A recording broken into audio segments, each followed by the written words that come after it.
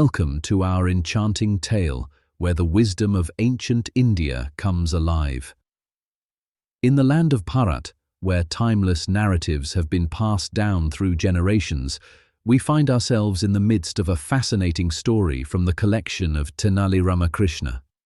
This sacred story, born from the rich cultural heritage of India, is a testament to the spiritual wisdom and moral lessons that have guided its people for centuries. Let's begin our journey with The King's Condition, a captivating tale of dreams, wisdom, and the ingenuity of one of India's most beloved figures, Tenali Ramakrishna. The King's Condition. Sri Krishna Deva Raya retired to his chambers after his dinner. Listening to the melodious songs of the court musicians, he gradually fell into a deep sleep. After a while, he had a strange dream in which he saw a magnificent magical palace. It was made up of dazzling stones and was shining brightly. Strangely, the palace was floating in the air and drifting from one place to another. The palace had all the amenities an individual could wish for. 1,000 lamps would magically appear and disappear, flooding the room with light and then plunging it into darkness. By clapping hands, singers and dancers would appear and begin to entertain. At the snap of a finger, delicious food would appear. The king could visualize himself leading a happy life in that palace. The next day, the king woke up to the chanting of hymns and verses by the court priests. It was such a wonderful dream. How I wish it would come true, he thought. That day in the court hall, he addressed his courtiers. Last night, I had a strange dream in which I saw a floating palace. When I clapped my hands, musicians and dancers would appear with melodious music and performances. At the snap of fingers, we get delicious food. I want to make my dream come true by building a similar palace, said the king. The officers and the ministers were stunned listening to the king.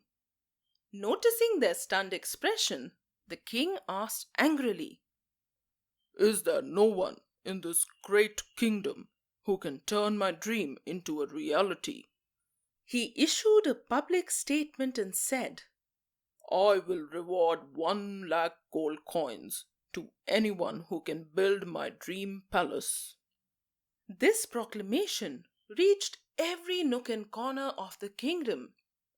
Everyone knew that it was impossible to build such a palace, but fearing the king's wrath, none of them dared to open their mouth.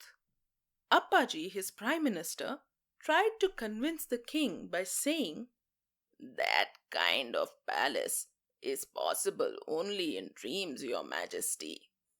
The king was adamant and refused to listen to him. It is possible, and that's the reason I saw that dream, he argued. Many days passed since the king's proclamation. No one came forward to build the palace. All of you are equally responsible for finding a person who can build the palace. If you don't come up with a solution, everyone will be punished. The king threatened his ministers and officers. Hearing this, everyone panicked. Appaji, the king is furious, but building that palace is not a human task. Only you can do something about it. They requested the prime minister. In tough times like this, only one person can help us, Tenali Ramakrishna, said Appaji. He has gone to the neighboring kingdom on official duty. He should be here in another 2 days. He added. As expected, Ramakrishna returned home after 2 days. Appaji, along with the ministers and officers, went to his house and explained everything. Please help us. They requested him. As always, Appaji also relied on Ramakrishna's wisdom. Ramakrishna, only you can find a solution to this problem. Fulfilling his dream is not possible. Because of his bad temper, he is likely to punish everyone, said Appaji. I will do the needful, Ramakrishna promised. After a few days, amid the court proceedings, the king asked, We are nearing the deadline. Any news about the person who is willing to build my dream palace?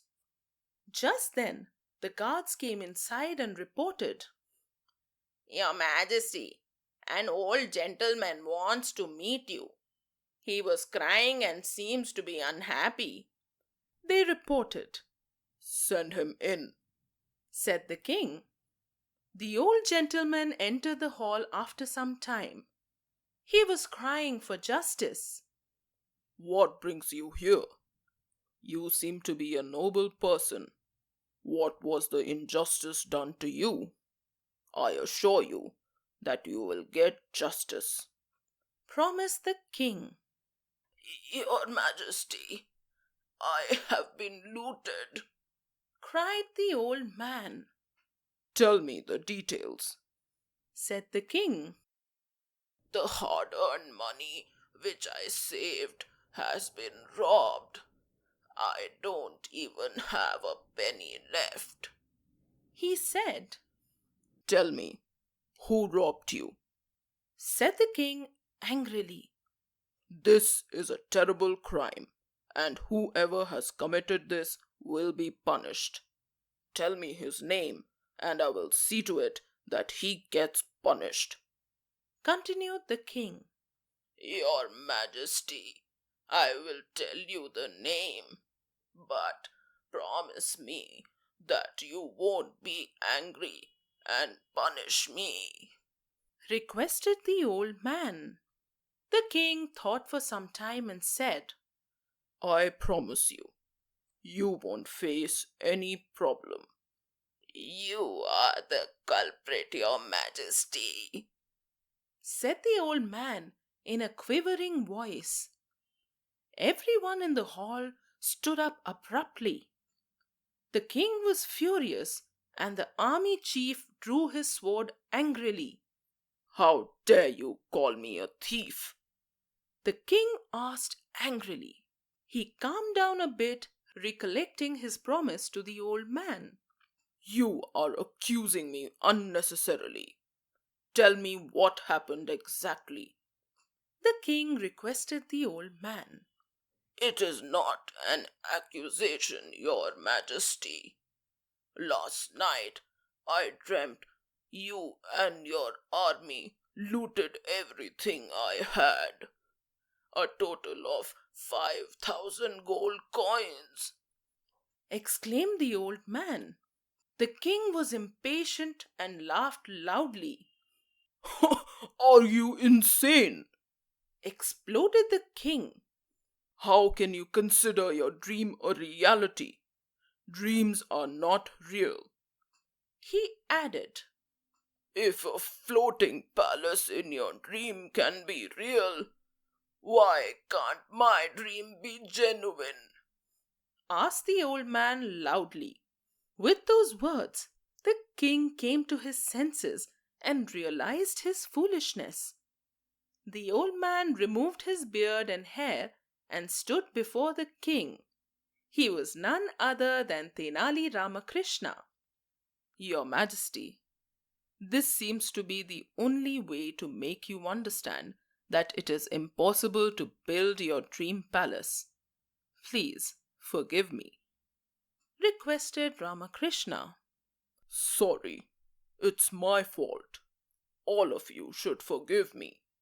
The king apologized. Everyone applauded, and the king rewarded Ramakrishna with 1,000 gold coins. The king's condition teaches us that true wisdom and leadership come from understanding the limitations of our desires and the importance of wise counsel. As we reflect on this timeless narrative from Bharat, we're reminded of the value of humility and prudent decision-making. If you'd like to explore more stories from this collection and cultures around the world, download the Storywaves app from Apple or Android app stores. A Storywaves subscription costs less than $1 a month, making it one of the most affordable ways to bring quality stories to your family. All new stories are available on the Storywaves app, and the most exciting content is only available on the app, so be sure to check it out. To stay updated on our upcoming content, subscribe to our YouTube channel and follow Storywaves on Instagram, TikTok, and Spotify. Thank you warmly for watching.